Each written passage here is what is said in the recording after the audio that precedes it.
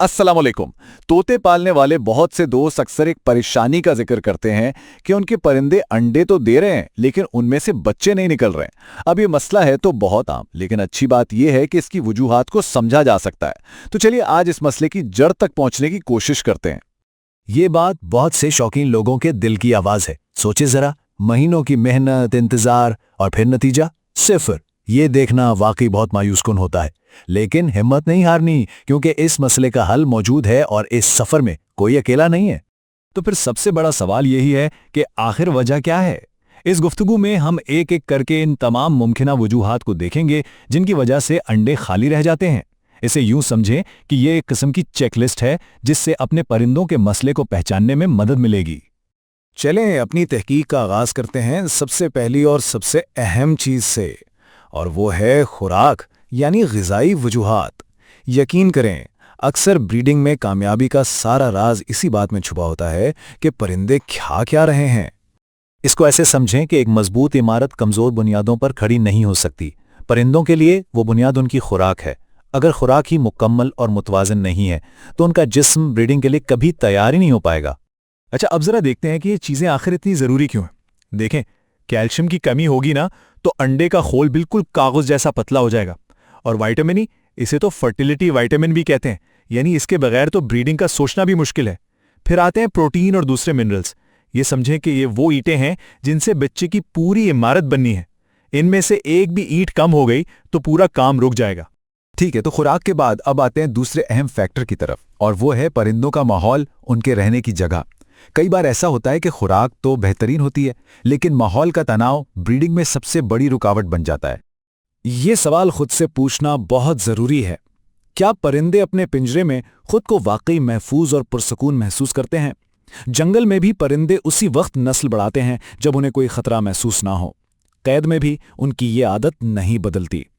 एक अच्छा nesting box परिंदों को प्राइवेसी देता है, तहफ़्फ़ुज़ का एहसास देता है।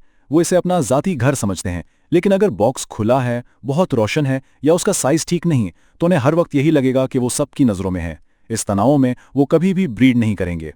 तो बात यह है कि कुछ स्ट्रेस फैक्टर्स बिल्कुल सामने नहीं होते, जैसे अचानक कोई तेज आवाज, बार बार पिंजरे के पास जाकर देखना या कमरे का टेम्परेचर ठीक ना होना। ये सारी चीजें परिंदों के कुदरती ब्रीडिंग साइकिल को खराब कर सकती हैं। अपने घर को जरा अपने परिंदों की नजर से देखने की कोशिश करें। अब हम आते हैं अपने तीसरे और बहुत अहम पहलू की तरफ, यानी ब्रीडिंग जोड़े की अपनी सेहत और उनका आपस का ताल्लुक कैसा है।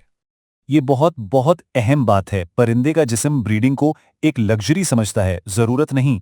अगर कोई परिंदा अंदर से ठीक नहीं है, बीमार है, तो उसका जिस्म अपनी सारी ताकत सिर्फ जिंदा रहने पर खर्च करेगा, नस्ल बढ़ाने पर नहीं। रोजाना बस इन आसान चीजों पर नजर रखकर परिंदों की सेहत का अंदाजा लगाया जा सकता है। क्या वो एक्टिव हैं? क्या उनकी बीट नॉर्मल है?